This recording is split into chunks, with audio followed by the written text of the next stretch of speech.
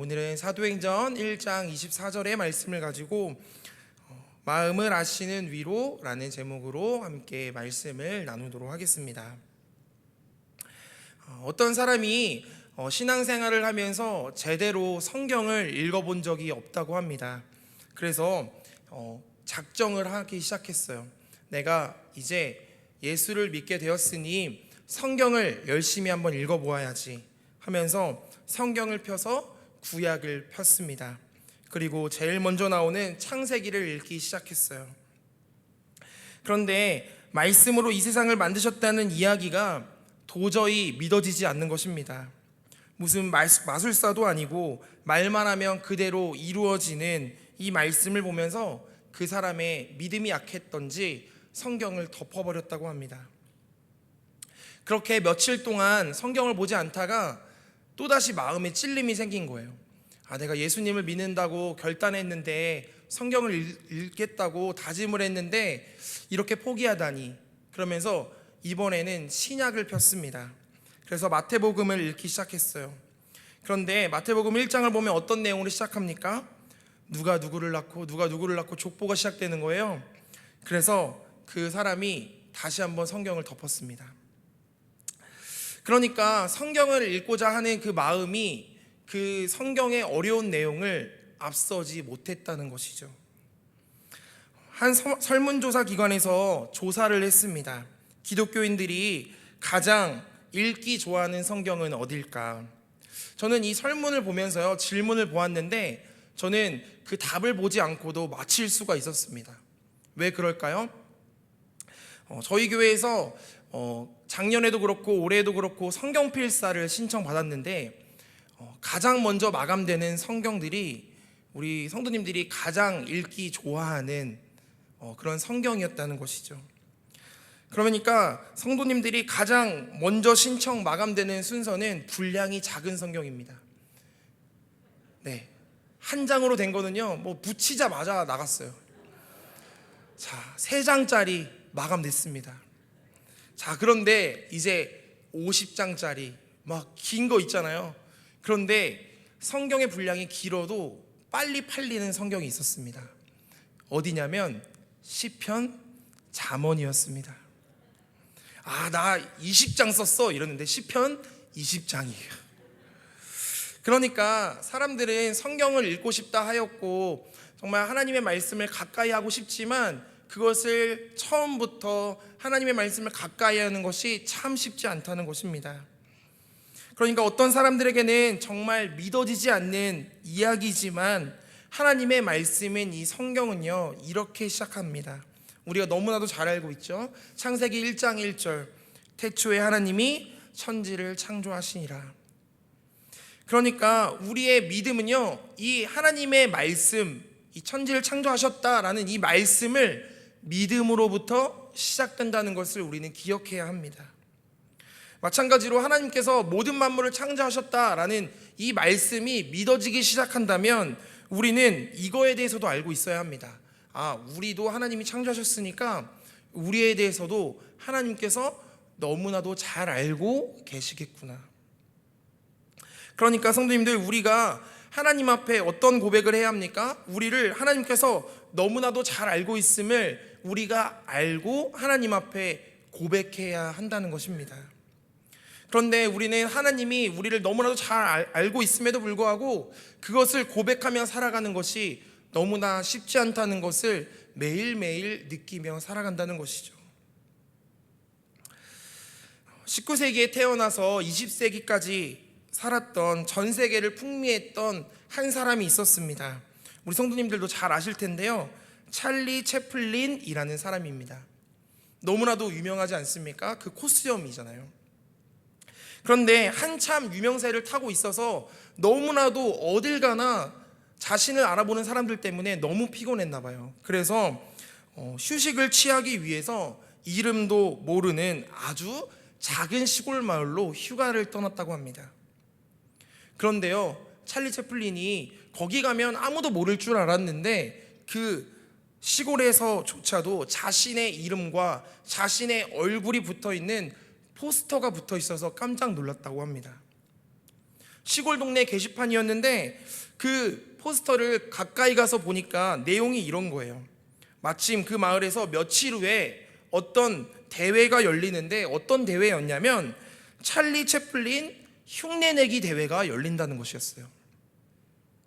그러니까 찰리 채플린이 그 포스터를 보면서 관심을 가지고 신기해하면서 그에게 갑자기 재밌는 생각이 떠올랐습니다.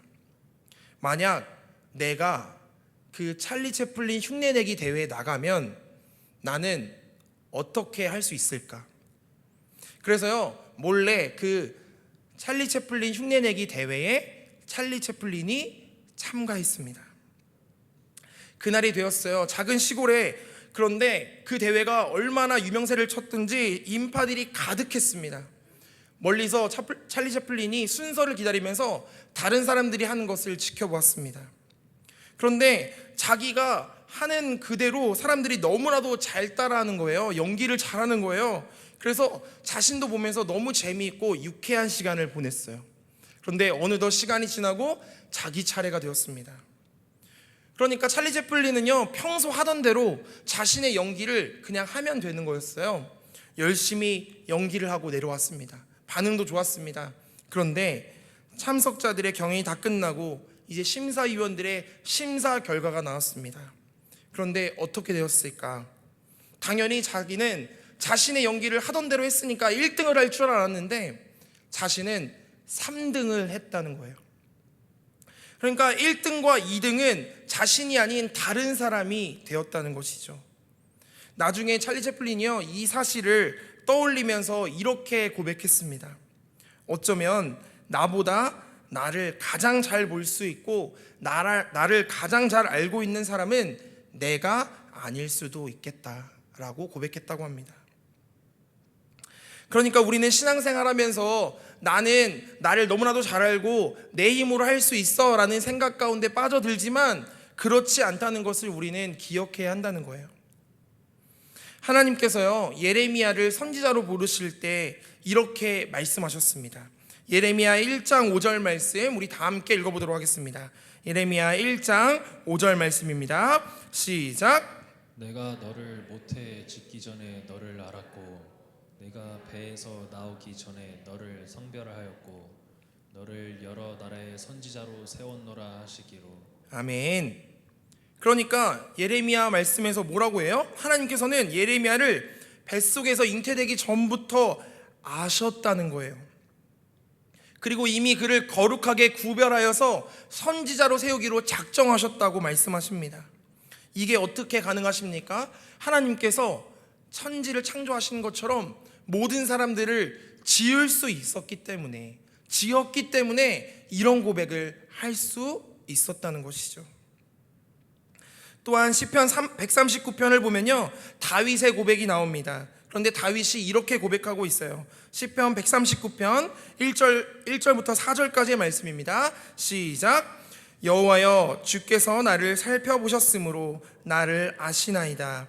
주께서 내가 앉고 일어섬을 아시고 멀리서도 나의 생각을 밝히 아시오며 나의 모든 길과 내가 눕는 것을 살펴보셨으므로 나의 모든 행위를 익히 아시오니 여호와여, 내 혀의 말을 알지 못하시는 것이 하나도 없으시니이다. 아멘. 그러니까 하나님께서 나의 일어서는 것, 나의 생각, 내가 눕는 것, 행동하는 것까지 모두 알고 계신다는 것입니다.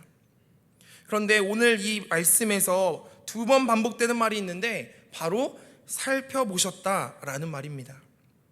그런데 하나님께서 살펴보셨다라고 할 때 이 살펴보셨다라는 말은요, 히브리어로 하카르타니라는 말인데 이 말뜻은 그냥 살펴보셨다라는 말처럼 슬쩍 보는 말이 아니라 깊이 파보다라는 의미를 가지고 있습니다.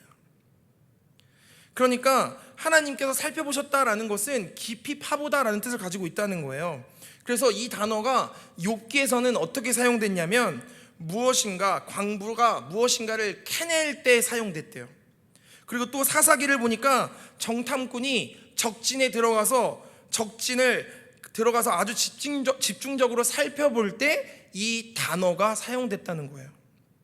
그러니까 하나님께서 우리를 아시고 우리를 살펴보신다라고 하는 이 말은 하나님께서 우리의 내면과 깊은 곳까지 우리를 파헤쳐서 우리를 집중해서 쳐다보고 있다라는 뜻을 가지고 있다는 것입니다. 그러니까 다윗은요, 하나님과 동행하면서 그것을 알았어요. 내가 혼자 살아가는 것 같지만 하나님께서는 이미 나를 아시고 나를 살펴보신다, 나를 깊이 아신다, 나의 모든 것을 알고 계신다라는 것을 다윗은 알고 고백하고 있는 것입니다. 나의 모든 것을 아시는 분, 나를 살펴보시는 분이라고 다윗은 고백하고 있는 것입니다. 오늘 우리가 읽었던 본문을 보면 이와 같은 하나님이 고백되는 것을 살펴볼 수 있습니다. 사도행전 1장 이 말씀들을 보면 본문의 배경은 이래요. 예수님께서 승천하신 후에 상황이 나오는데 예수님의 12제자 중에 한 사람이 이제 결혼이 생긴 상황이 생긴 거예요. 여러분들 잘 아시죠? 가룟 유다가 스스로 목숨을 잃었어요. 스스로 죽음을 선택했습니다. 그러니까 이제 새로운 사도 한 명이 필요한 거예요. 그래서 이제 다 같이 모여서 제자들뿐만 아니라 모여있는 120명 정도의 사람들이 모여서 서로 누구를 사도로 뽑을까, 새로운 사람을 뽑으려고 하는 것입니다. 2명의 후보가 올라왔습니다. 요셉과 마띠아 중에 누구를 사도로 세울까라고 고민하면서 이제 결정하려고 하는 순간에 있는 것입니다. 이들이 어떻게 결정합니까? 둘 중에 제비를 뽑아서 사도 한 명을 세우려고 하는 이 중요한 시점이 오늘 우리가 읽었던 본문 말씀입니다. 그런데 이렇게 다 함께 어떤 사람을 사도로 세울지 정하려고 하는 이 시점에서 다 함께 어떻게 하고 있습니까? 다 함께 기도하려고 하는 거예요. 자, 어떻게 기도하면서 시작하려고 하는지 우리 한번 읽어보도록 하겠습니다. 사도행전 1장 24절 오늘의 본문 말씀 우리 다 함께 다시 한번 읽어보도록 하겠습니다. 사도행전 1장 24절입니다. 시작. 그들이 기도하여 이르되 못 사람의 마음을 아시는 주여 이 두 사람 중에 누가 주님께 선택하신 바 되어. 아멘. 그들이 기도하기 시작했어요. 뭇사람의 마음을 아시는 주여. 뭇사람은 모든 사람을 말하는 거예요. 그러니까 모든 사람의 마음을 아시는 주여라고 기도를 하고 있는 거예요. 제가 그런데 모든 사람의 마음을 아신다라고 하는 말이 저에게 조금 와닿지 않아서 제가 유진 피터슨 목사님의 메시지 성경을 한번 찾아봤어요. 그러니까 이 본문을 이렇게 이야기하고 있습니다. 그들은 기도했다. 오 하나님, 하나님께서는 우리 각 사람을 속속들이 아십니다. 그러니까 하나님께서는 모든 사람들 중에 한 사람이라고 얘기하는 것이 아니라 모든 사람들을 각각 만나고 있음을 우리에게 전해주고 있는 거예요. 각 사람을 속속들이, 모든 사람들 각 사람을 그 속까지 다 알고 있다라고 하나님께서 말씀하고 있는 것입니다. 그러니까 지금 이렇게 모여서 사람들이 믿음의 고백을 하고 있는 거예요. 하나님, 우리의 마음을 다 아시는 주여, 우리의 속 내면까지 다 아시는 주여, 이 시간 우리와 만나 주십시오. 그들의 믿음의 고백을 하고 있는 거예요. 이 사람들을 통해서 어떻게 됩니까? 이제 초대교회가 시작되고 그 믿음의 여정이 시작되려고 하는 이 순간을 우리는 함께 목격하고 있는 것입니다.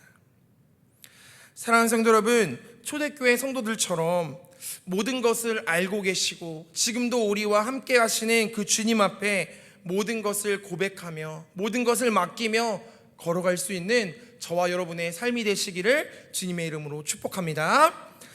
자, 모든 것을 아시는 주님, 모든 마음을 아시는 주님. 사실 이 표현은요, 어떻게 보면 특별한 표현은 아니에요.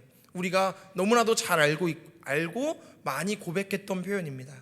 하나님, 저의 모든 것을 아십니다. 그런데 가만히 생각해 보니까 모든 것을 아시는 주님이라는 표현이 참 쉽지만 참으로 무서운 표현 같다는 생각이 들었습니다. 하나님께서 나의 모든 것을 알고 내 모든 것을 보고 계신다는 것을 우리가 인지하며 살아간다면 우리가 지금껏 살아왔던 것처럼 살아가지 못할 때가 너무나도 많다는 것이죠. 우리의 삶의 태도와 행동들은 이전과 완전히 달라질 것입니다. 예전에 목사님들이 모여서 북한에 관광을 가신 적이 있으시대요. 자, 목사님들이 북한에 가서 평양에 들어가서 모든 일정을 마치고 호텔에 가려고 하는데 그 중에 어떤 한 분이 이런 이야기를 하셨대요. 목사님들, 호텔방에 가서 조심하셔야 합니다. 이 북한 호텔방은 도청장치가 되어 있을지도 모르니까 호텔에 들어가서 절대 쓸데없는 소리 하지 마시길 바랍니다. 우리 잘못하면 이번 여행이 마지막 여행이 될 수 있으니 제발 조심하시길 바랍니다 라고 겁을 줬다고 해요. 자, 그 이야기를 듣던 옆에 어떤 분이 한술 더 뜨기 시작했습니다. 목사님들, 도청장치뿐만 아닙니다. 지금 우리의 일거수일투족을 감시하는 카메라가 설치되어 있을 거예요. 그러니까 호텔방에 들어가서도 절대 조심하셔야 합니다.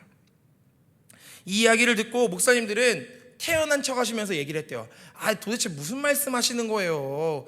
북한이 그런 여유도 없을 뿐더러 지금 우리를 그렇게 보고 있다고요? 말도 안 되는 소리 하지 마세요 라고 하면서 웃으시면서 다 숙소로 흩어졌다고 합니다. 그런데 어떤 한 목사님이 호텔방에 혼자 들어가서 진짜로 그 상황이 벌어질까봐 겁이 나기 시작했대요. 그래서 방에 들어가자마자 문을 잠그고 호텔방의 구석구석을 살펴보기 시작했습니다. 천장을 살펴보고 천장에 보니까 벽에 점이 있어서 혹시나 카메라일까 긁어보기도 했대요. 자, 못이 튀어나와 있으면 뭔가 의심이 돼서 만져보기도 하고 아무튼 모든 게 수상쩍어 보여서 제대로 행동을 하지 못했다고 합니다. 그래서 이분이 호텔에서 많이 묵어봤지만 자신이 호텔에서 묵었던 모든 날 중에 가장 거룩하게 하룻밤을 보냈다고 해요. 자, 호텔방에 들어가서 편히 쉬어야 하는데 앉자마자 성경책을 폈다고 합니다. 목사님이 열심히 성경을 읽다가 기도도 열심히 했대요. 누가 볼까봐 말이죠. 그렇게 거룩하게 하루를 보내고 다음 날에 피곤한 아침을 맞이하고 목사님들을 다시 만났다고 합니다. 그런데 자신이 그렇게 행동한 것이 너무 부끄러워서 말은 못하고 태어난 척 다들 잘 잤냐고 물어봤는데 모두 하나같이 피곤한 얼굴을 하고 있다는 거예요. 왜 그럴까요? 모두 카메라가 있을지 몰라서 찾아보고 모두 방을 뒤졌다고 하는 거예요. 그런데 그 중에서 가장 앞거는 가장 겁을 주었던 카메라가 있을지도 모른다 했던 그분이 그 겁을 주던 분이 걱정이 되어서요, 어떻게 했냐면 숙소에 들어가서 밤새 옷을 벗지도 않고 정장을 입고 주무셨다고 합니다.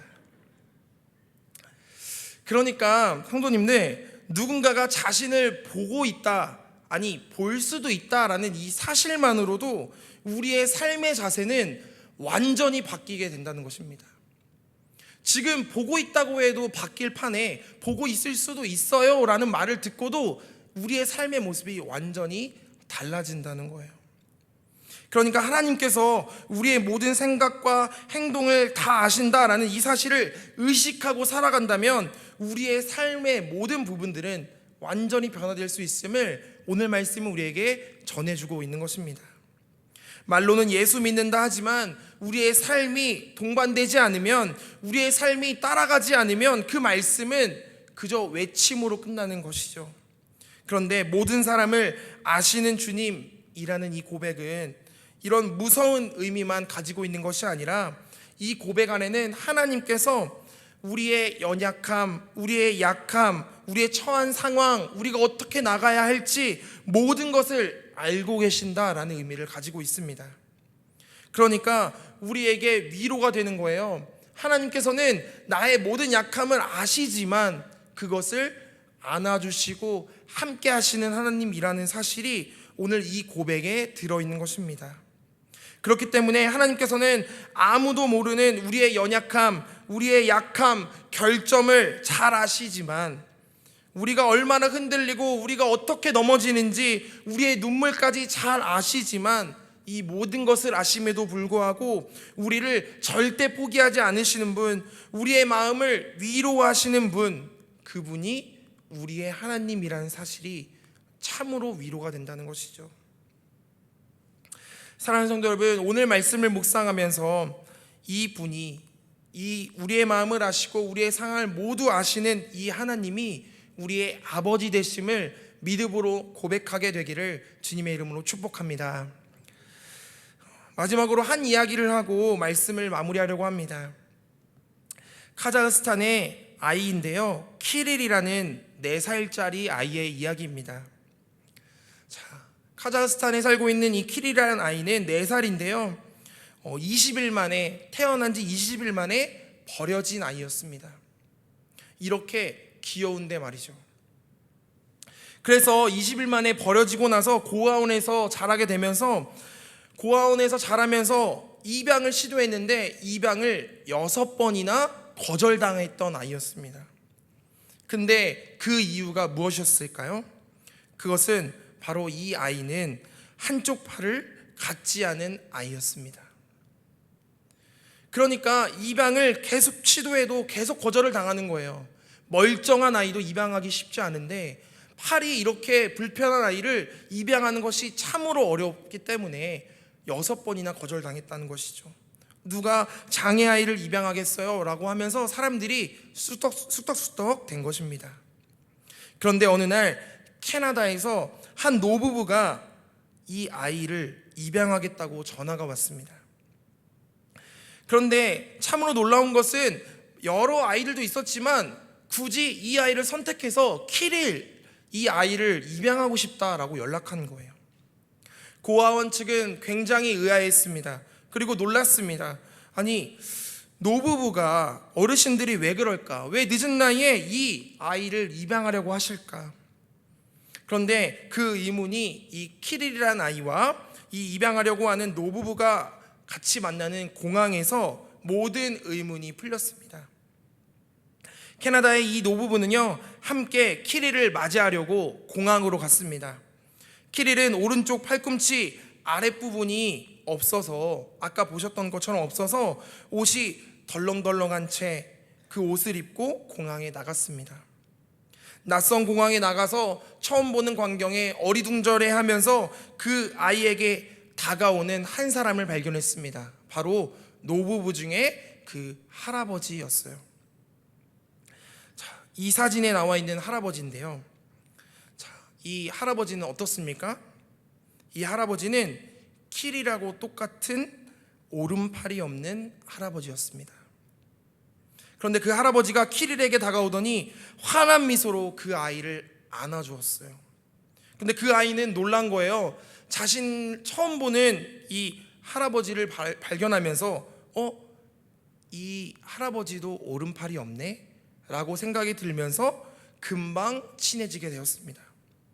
그 누가 설명하지도 않았어요. 그런데 그 오른팔이 없는 할아버지가 오른팔이 없는 한 아이를 안아주는 모습을 보던 그 주변의 모든 사람들의 눈시울이 붉어졌습니다.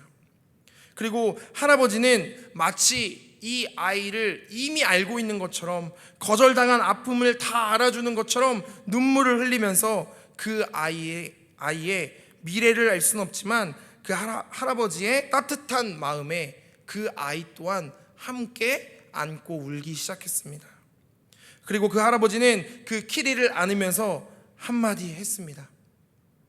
키릴아, 내가 너와 똑같아. 내가 너와 똑같다는 거예요. 저는 이 이야기를 듣고서 마치 예수님의 모습을 보는 것 같았습니다.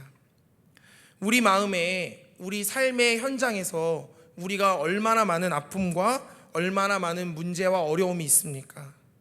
그런데요, 오늘 이야기처럼 6차례 입양을 거절당한 그 아이의 아픔이 그 선한 아버지에게는 입양을 할 수 있는 가장 결정적인 이유였던 것처럼 우리의 아픔과 우리의 연약함은 하나님께서 우리를 사랑하시고 우리를 선택하시는 가장 결정적인 이유라는 사실을 우리는 기억해야 합니다. 사랑하는 성도 여러분, 오늘 말씀을 묵상하면서 주님께서도 말씀하십니다. 내가 너와 똑같다. 내가 너의 마음, 내가 너의 상황 잘 알고 있다. 내가 너의 모든 것을 알고 있다 말씀하십니다.